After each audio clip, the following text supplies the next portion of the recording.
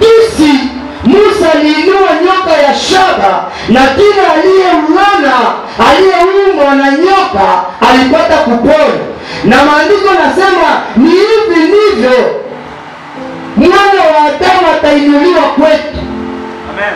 Utakumbuka wakati alipata mateso, majeraha, walimchoma mikuki. Alipokuwa kwenye msalaba, kila mmoja, maandiko nasema kila mmoja takani mwake atapona. Haleluya.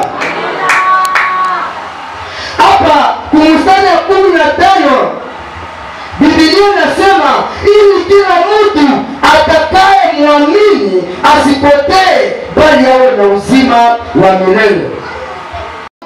Ilibidi utazame ile nyoka ya shaba ambayo Musa alifanya kwa ajili ya wana wa Mungu.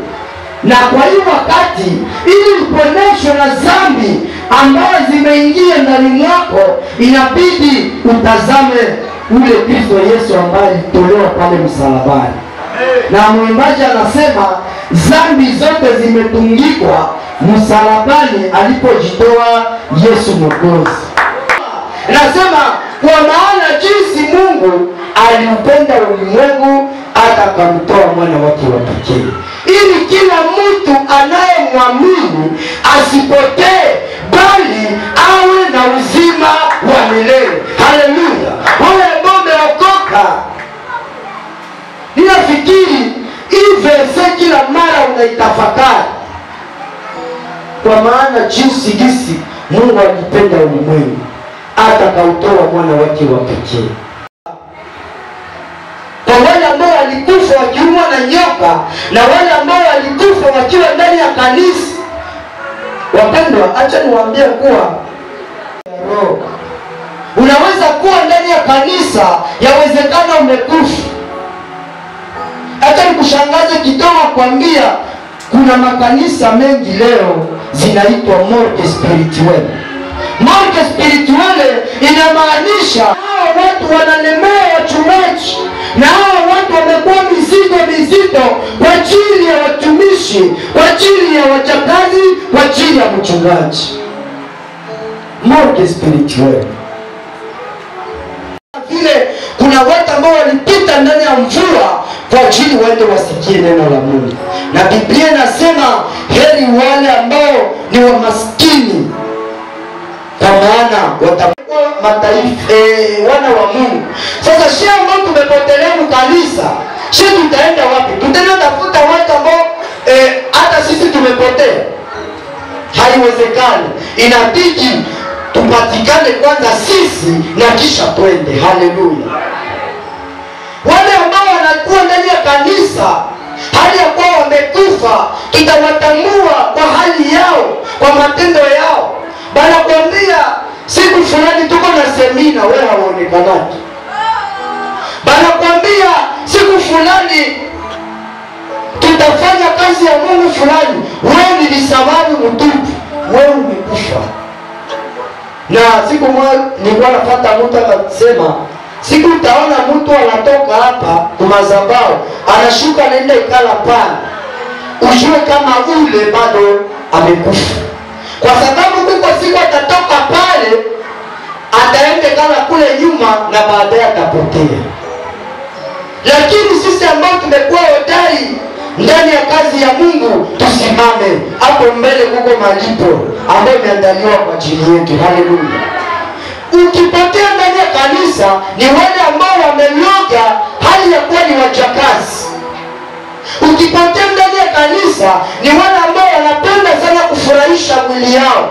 Unajua hakuna siku mwili ilipenda mateso. Tunaona wakati ambao tuko na makesha, utasikia mtu anza kuambia mimi mbavu ziko na nilumu. Siku ambao kwa makesha, wewe tutapata wageni, ni kwa sababu wewe tayari umekufa. Kwa sababu mtu ambaye ni mzima anafurahi kama Daudi alipomwambia uende nyumbani mwa Bwana. Haleluya. Kuna watu wengi wameibwa dhamiri kwa sababu wamekufa. Na kuna watu ambao wanasema dhamiri ndio mtu. Wakati ambao unaanza unafanya kazi ya Mungu hali ya kuwa unasukumwa, ujue kuwa unaendea kukufa kiroho, na ile ina hasara sana. Mungu anasema hakutuma mwana wake wa pekee ili ahukumu ulimwengu, ila ni juu ulimwengu uokolewe na yeye. Wewe ambaye unasikia bado unafanya mabaya, bado wewe unakuwa ndani ya kanisa, uko na mambo ya ajabu ajabu, kila mara wewe ndio mchungaji anaitaka nini aiendeke, lakini haujielewi, umekufa kiroho.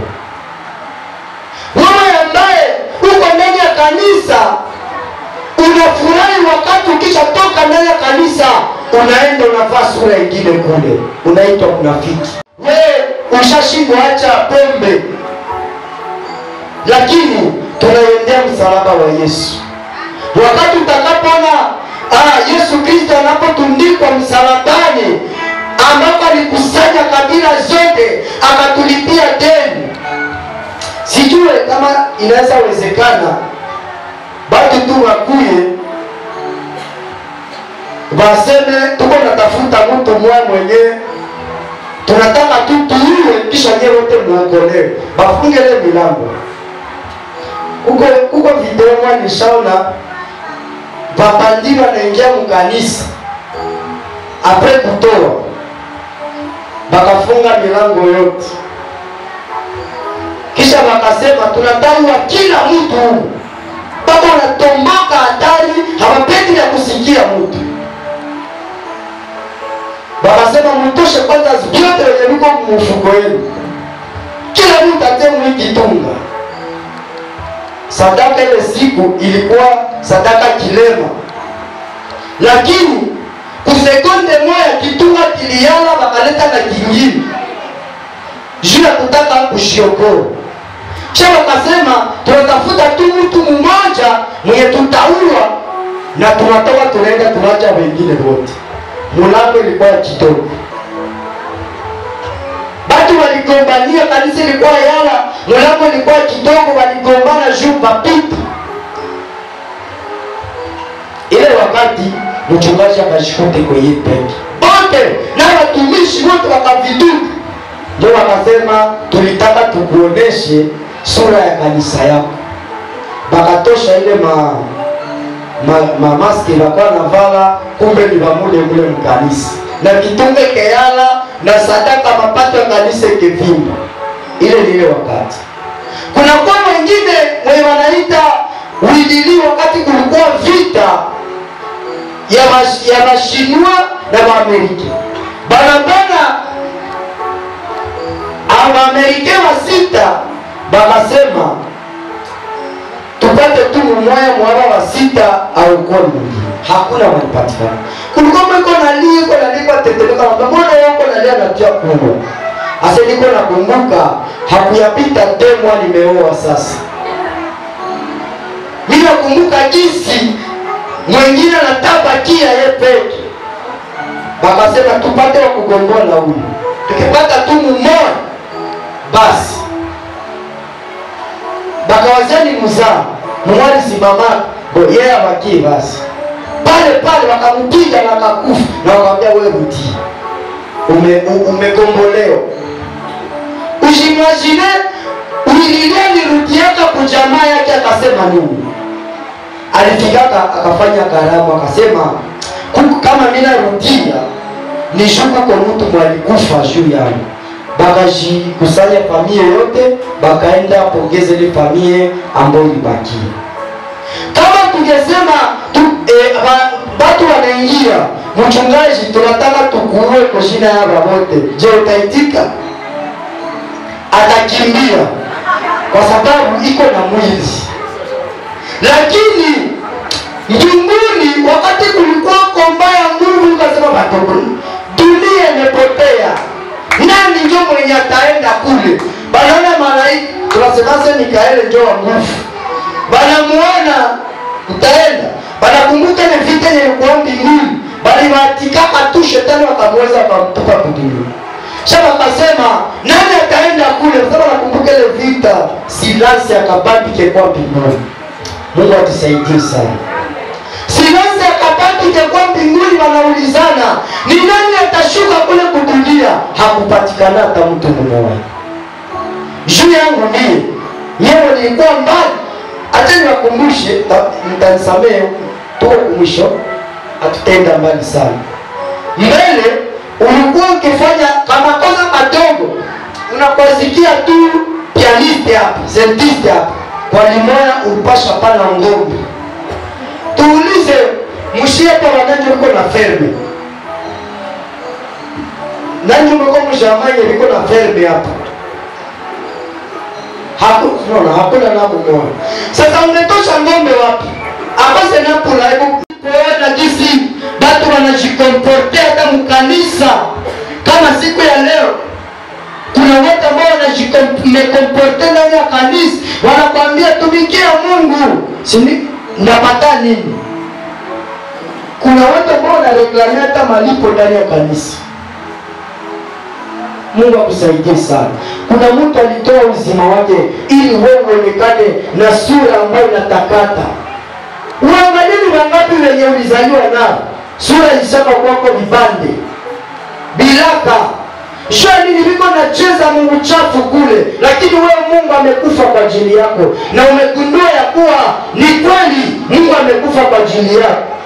Na wewe unakuwa sasa mzima na uko ndani ya kanisa. Mungu akutie nguvu. Mimi nataka nikukumbusha kuwa dimanche prochain tunasherehekea siku kuu, ni anniversaire ya kujua ya kukumbuka kisi kuko mtu alikufa kwa ajili yako. Kuko mtu alikufa kwa ajili yako. Na ikiwa mtu alikufa kwa ajili yako, utafanya nini? Utafanya dhambi? Hapana. Ni kwamba hii siku ambayo tunaiendea, Mungu akusaidie, Mungu akutie nguvu, akukumbushe kuwa alikulipia madeni na sasa leo uko na uzima, uzima ni ndani mwako. Ukifa leo najua utaenda wapi. Amen, amen. Ni neno fupi ambao ilikuwa kukumbusha kama kuko mwalikufa kwa ajili yako. Tusimame ili Mungu atupatie tena nguvu kupitia maombi ya mchungaji. Tukumbuke ya kuwa kuna mtu ambaye alilipa deni yetu. Mchungaji atuombee tena Mungu atufikishe ile siku kuu ya Pasaka tukiwa sisi wote tunakuwa wima. Kukua wima ni kukua sambamba pamoja na mipango ya Mungu. Kukua wima ni kuweka moyo wako tayari ili anapokufa kwenye msalaba, anapofanya hivi. Waimbaji waliimba le plus grand commandement de Dieu, anasema tuwe na upendo, na hapo ndipo tutalijenga hekalu la Bwana. Kwa maana alinunua ile kanisa ni wewe na mie. Sasa tunakusanyika tujua kuwa alitununua kwa bei kali. Haleluya. Karibu mchungaji kuombea kundi la Bwana. Mungu atupe uzima wa milele. Basi utaweza tena kushitayarisha na kuomba tena Mungu akusamehe. Mwambie Mungu atawale tena maisha yako. Umepungukiwa katika njia mengi, na kwa maandalizi ya Pasaka kama vile ni ukumbusho ya kukombolewa. Kweli umekombolewa, kweli umetembea sawa sawa na jinsi Mungu anataka, kweli umerudia nyuma, kweli una ushuhuda gani kwa sasa kwa ajili ya maisha yako ya kiroho? Mimi napiga hatua. Karibu kwa maombi, karibu kwa kwanza kushikilia, karibu kiomba Mungu akusaidie tena. Mwambie tena Mungu akusamehe, mwambie akusamehe, mwambie akutakase, mwambie akurudilie tena kwa hali yako unaokuwa ndani. Baba samehe kanisa lote mzima, kwa maana kuna watu wako wako tunaupenda, tunausifu kwa maana tumepata upendo. Haleluya, tunahitaji kusamehewa sote. Huyu mama ambaye umemlisha, umeokoa, umetoa mbali, umemlipia madeni na uko na kufa kwa ajili yake, iko tena na kunyanyuka siku ya leo. Acha Bwana utuhimize, acha Bwana unapofika ukutane na ni hai. Acha Bwana unapofika usikutane kwa ndani ya morgue, tusikwende na usingizi wa leo. tupatie Bwana kukutegemea wewe. Tutazamie msalaba wako ili Bwana tupate hiyo nguvu, ili Bwana tupate hiyo uzima wa milele ambao ulituandalia tangu zamani ya kusikia ulimwengu. Acha Bwana upigane kwa uwezo wa jina la Yesu Kristo. Naomba msamaha kwa kila mmoja. Amen. Mungu awasamehe. Mungu akubariki. Amen. Amen. Haleluya. Amen. Asante kwa neno la siku ya leo. Tunasema nini kwa mhubiri? Haleluya. Amen. Msikia ilewaka programu ya kanisa inakuwa vizuizo vinafika. Wengine wako makanisa wengine wanatoka kwa kanisa zao wanakuja hapa. Mimi nyewe mko hapa hamone wenye mko ndani. Naona ni mapepo za kisha hapa zinafunga watu wengi. Aparatili ya kesho tunaanza kuzikemea. Haleluya. Kesho tuna semina kubwa kwa ajili ya Pasaka, tunaanza kesho. Wakati mhubiri iko na mhubiri nilikuwa naandika kuna vitu vingine nimebarikiwa navyo. Ndio mingi sana. Mungu akubariki. Kuzia penye. Haleluya. Haleluya. Kila mtu angalie maisha yake ya kiroho kama imepungukia wapi na imeangukia wapi. Kila mtu mwaka pia kanuliza mchungaji, kwa watu wenye uko naongoza mkanisa, eske kuko watu wenye unaweza pana raporo yao sai? Nikamwambia na sasa niko mimi naomba kuna watu wa mwa wenye usimwone mkanisa ndapana raporo yake, ndamwombea. Utaombea mtu mwenye unaki? Amen. Mtu mwenye uko naona njoo kumbuka kumwombea, unapana raporo yake. Sawa, siku mhubiri tunashukuru. Mwenye kana masikio kusikia anafanya nini? Uliza mwenye uko pembeni yako, unasikia hii neno ya leo. Ninamshukuru Mungu juu anakuwa iko naweka tofauti kati ya benye wanampenda na benye hawampenda. Ninamshukuru vile paski anaendelea kujibu maombi yangu na maombi vile ya kanisa. Nilikuwa niko mkazi ya majengo, kama nimeimaliza ninasema jina la Bwana libarikiwe. Tunashukuru kwa ile baraka. Mungu mwenye amebariki yule mama na wewe atakubariki na wewe. Wakati unashukuru Mungu, unaeleza yote mzuri na mwingine maisha kata matumaini na anapata tena nguvu ya kuendelea mbele, na ana imani yake inapanda na yeye atajenga materio. Mungu alikupa materio na atamfungulia njia. Haleluya. Haleluya.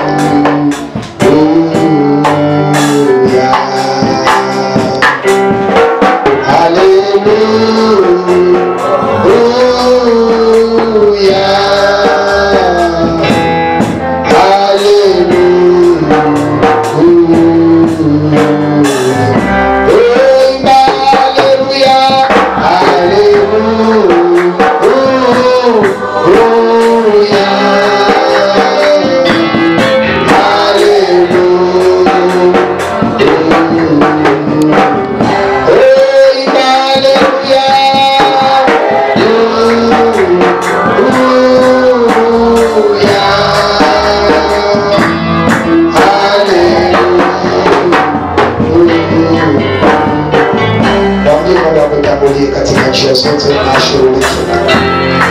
Mwambie akubariki, alete neema katika maisha yako. Ombea juma tumeanza. Mwambie Mungu iko juma ya baraka, iko juma ya miujiza.